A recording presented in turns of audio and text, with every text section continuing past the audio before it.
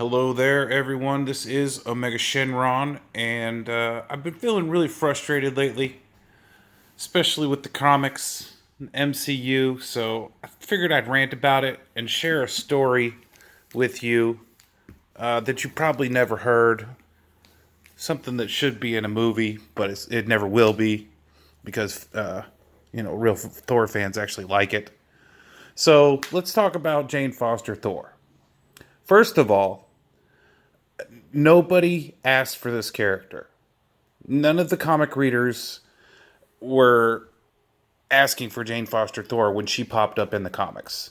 The stuff that Jason Aaron was doing at the time was good. God of Thunder was unbelievable. It was some of the best Thor stories you can get, really. I mean, it was wonderful. And the stuff leading up to that was not bad. I mean, until you started to see like, oh God, he's going to do something stupid, and when that Mighty Thor run came out, nobody bought it. It's still on the shelves at your local comic book store, or it's in their overstock bins. Those are dollar comics now. Nobody bought that, except for a few people who jumped on the bandwagon. And those people probably aren't regular comic readers. They go buy a comic here. They probably went and bought the Alexandria Ocasio Cortez comic book the other day. I got one just because I was like, oh my God, $10. I could at least use it for toilet paper. Why not? But anyway, back to Jane Foster Thor. Those comics were terrible. Those comics were terrible, terrible, terrible comics. I'm sorry for the knee slapping. I'm really worked up about this because I am a fan of Thor. I've been reading Thor since I was 13 years old. This has always been my purview in comics, was the cosmic stuff, the mythical stuff, the magic stuff. I was never really into the earthbound heroes. And the stories were bad. The only thing that kept Thor readers, I actually tried to read some of this shit, and it was painful. It was painful. It was terrible. And the only reason I was trying to ride it out because we all knew that she was supposed to fucking die. That was the only good thing about Jane Foster Thor, is that we could all sleep soundly at night knowing sooner or later she's gonna die and Thor will get his friggin' hammer back. You know? Even some of the unworthy Thor stuff was okay. Was okay. As long as it's for a short period, I was okay with it. But that's the truth of the matter. Thor fans who saw this happen were like, "Oh, okay, well, she'll have the hammer for a little while," and it went on for almost 2 years. And I know that comic didn't sell well.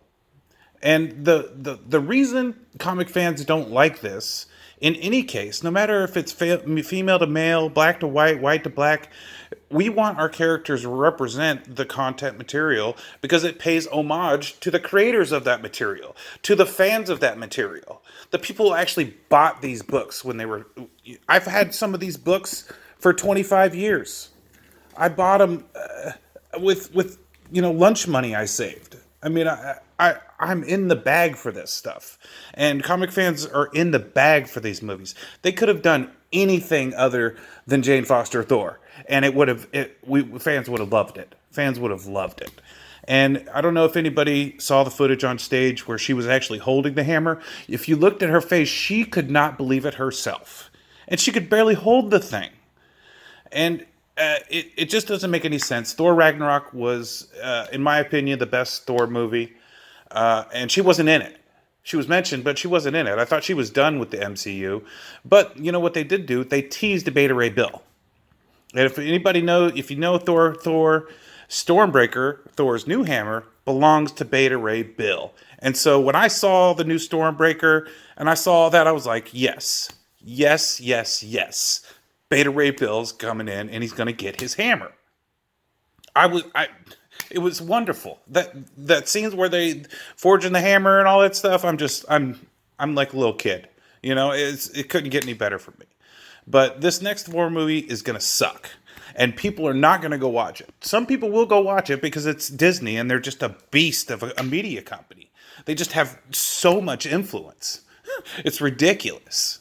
But anyway, enough about that. I'm sure people will go see it. I probably won't go see it. The other movies look okay.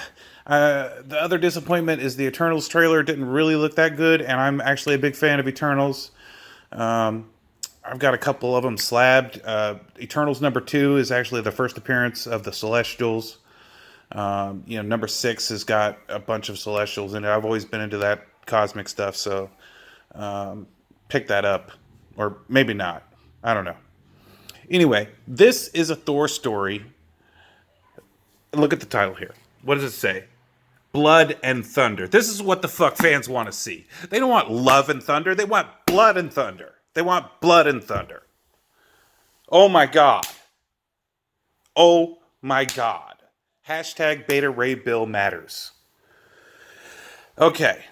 So, this is a story just after Infinity War, I think, or something like that, or Infinity Gauntlet. That kind of leads some crossovers in there. This is a story. Thor is him and his pops are always beefing. So they beefed, and Thor's like, fuck you, Odin. I got my hammer. I'm taking off. I'm going out to fight some stuff. Because that's what Thor's all about. Thor is all about the battle. If you read Thor and you know Thor, Thor is all about getting down. And that's why I love him. So, as you can see, he runs into the Silver Surfer, and he's tripping. Look at this art. I'll hold the camera still. I'm sorry for the shaky camera, but I don't have a stand. Maybe I'll get one. So he's out here. He runs into Silver Surfer, and they're getting down. Beta Ray Bill shows up and tries to, help Silver Surfer. Silver Surfer can actually hold his own against Thor. Believe it or not. Silver Surfer is just a little bit less powerful than Galactus. So Silver Surfer is super powerful. And so they go through the story, and Infinity Watch rolls around, and guess what happens? Guess what happens? See, this is Drax. This is the original Drax. This is another character called Maxim who was in the Infinity Watch for a little while. But in this comic, Thor whoops all their asses and takes the Power Stone.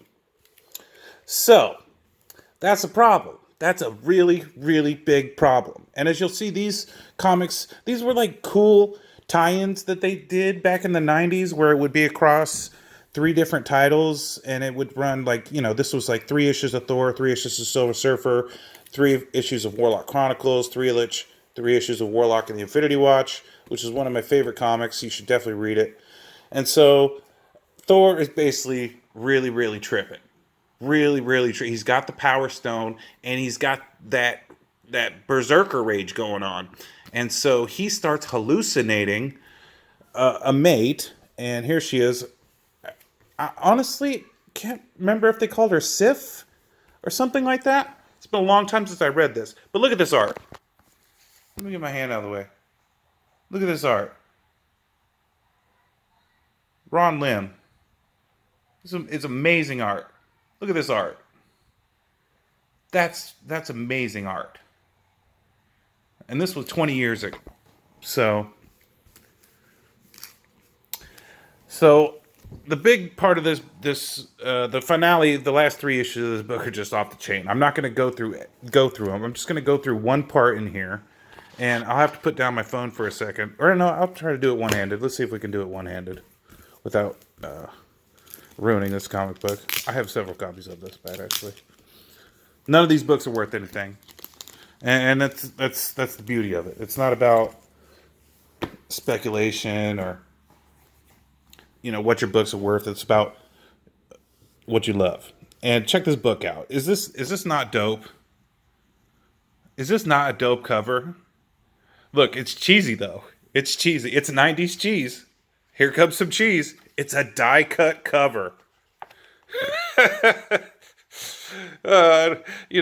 People are always going to have differing opinions on some of the silly covers they did back then, the embossed ones. But in this book, there is a battle with Thanos, your boy Thanos, and Odin.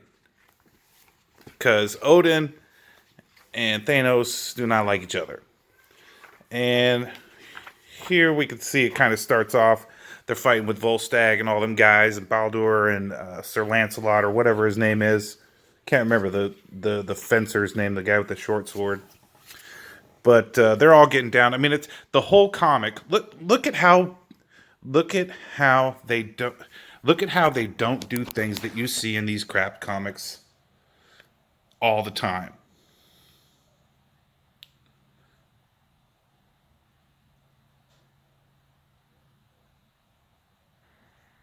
Look at this. It's beautiful. It's just beautiful. You know? It's just beautiful. Look at Drax. Look at your boy Drax. That's how Drax really should look. This is retro Drax. I like the Drax in the movies. I think Batista is actually pretty fucking funny. But it's going down. Like the whole comic is one big battle. It's wonderful. It's wonderful. But here it goes. Thanos just chilling is not phased by Odin. He will get him up with Odin. That's how powerful Thanos really is. You see Captain Marvel throwing hands with Thanos when he's got the Infinity Gauntlet, bro. They are tripping. They are tripping. Even without the Infinity Gauntlet, Thanos would smash Captain Marvel.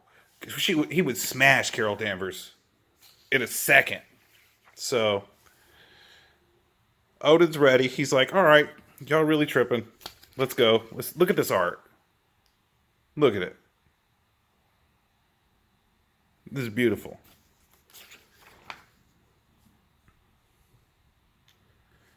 Look at this art.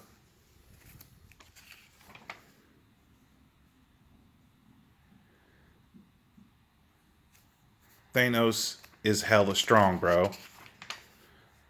Not not just anybody can throw hands with Odin. But look, Odin ain't no joke. He is not no joke, bro. Look what he does to Thanos.